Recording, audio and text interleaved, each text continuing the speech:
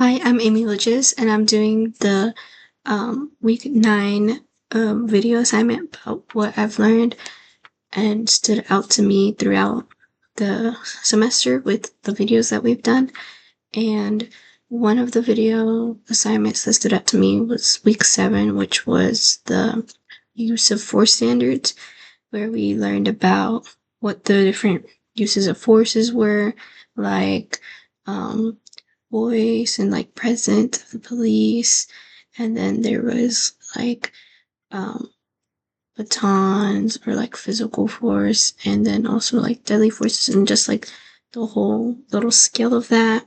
Um, and then of course the cases which were that we discussed, Graham versus Connor, and the standard for judgment of non-deadly police force under the Fourth Amendment, and then also Tennessee versus Garner, and that established the limits on deadly force against fleeing suspects, and how in the Graham versus Connor case that the guy that he went to the store to buy something for his diabetes because he was having a diabetic shock, and how the police used too much force against him because they thought he was stealing even though he wasn't. And then the other one was where Tennessee versus Garner, where a teenager was killed because he was suspected to be part of a robbery, and then so he ran from the police and they shot him because he was running. And then how that case later on determined that you can't like shoot someone even if they are fleeing. You can like tase them or like go after them on foot, but you can't kill them. And then another one that stood or one of our video assignments that stood out to me was the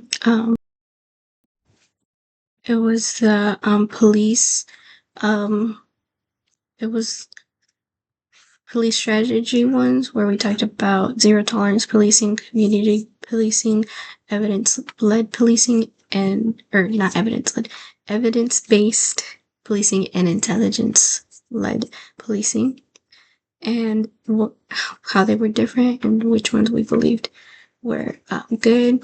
And and so zero tolerance police is where you like treat every crime, even like the smallest one, the same as a big one. It's like there, or it's meant to deter people from committing crimes totally by like even treating small ones just like big ones so that nobody wants to commit crimes. And then community-led policing is more focused on the community, building trust with the community, and being able to work together to have a safe environment. And then intelligence-led policing is in the kind of in the name, but it's where you use more like websites and database to help with policing. And then evidence-based policing is when you use more like evidence-based, like if there was drugs found when the crime committed and stuff like that, like evidence to police. And I just remember reading about that, and I still think the same, that there's not one that's better than the other, but like a good mix of all of those policing would be really good, because you don't want to not be hard on punishing crimes that are committed, but you also don't want to be too hard where you want to have that community policing so that you can rely on the community. You can rely on people to be able to tell you if something's wrong and stuff like that. And also how like intelligence-led policing is good.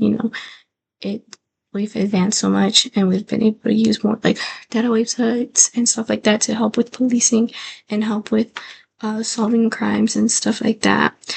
And then evidence-based policing is kind of similar, but yeah. So those were the two things that stood out to me, or I think I learned more about, or I like to continue and to learn about in this semester. So, and I like the cases and the videos that we got to see on those. I think I learned a lot on that I didn't really know much about policing strategies or the full scale of police force and how much they could use, or I didn't even know about the case and how like um, that the case for the teenager that was shot while running. And yeah, so it was really nice, or it was fun to learn all about that.